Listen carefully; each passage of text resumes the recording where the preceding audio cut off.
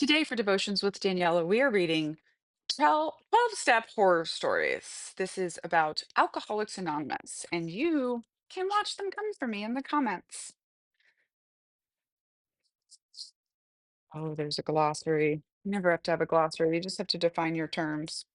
Robert, rejected by AA. I'm a psychiatric social worker, 21 years out of graduate school.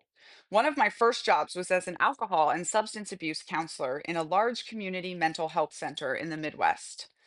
Back in 1978, I had one of my first encounters with AA.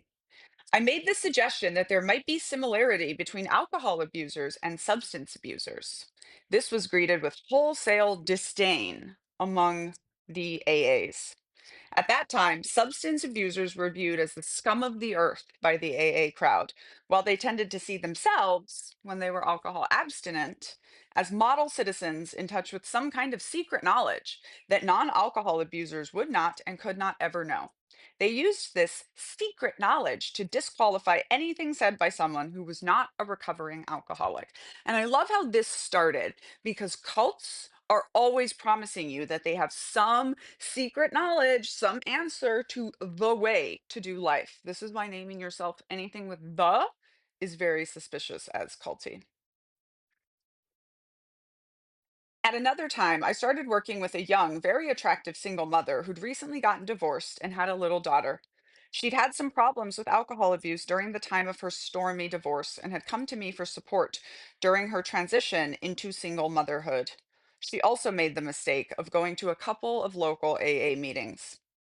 While at the meeting, she was told that she was clearly an out of control alcoholic and that if she was serious about recovery, she would have to attend 90 meetings in 90 days. This is AA's version of what we call identity breaking indoctrination, when you're first being brought into the cult and having your identity broken and the cult's pseudo identity put onto you.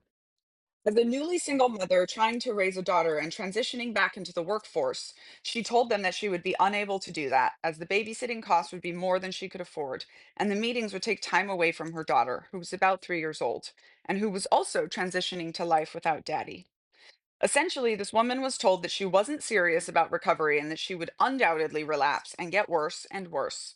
She was told not to think about coming back to another AA meeting until she was ready to get serious about her sobriety and do 90 meetings in 90 days. This woman reacted to all of this with severe discouragement, and about a week after the rejection by the local AA group, indeed started to drink again. After about 3 days after she started drinking, she got herself and her daughter into a head-on accident on a local country road. This woman's little girl was fine, but the woman herself went through the windshield face first. I saw her in the ER and her face was all messed up. Her jaw, as I recall, was broken, as was one cheekbone. She had severe lacerations all over her face and was told she would require extensive plastic surgery to remove all scarring. I've always remembered seeing that formerly very attractive woman with her face all bandaged up, talking to me about the rejection she faced at the local AA meeting.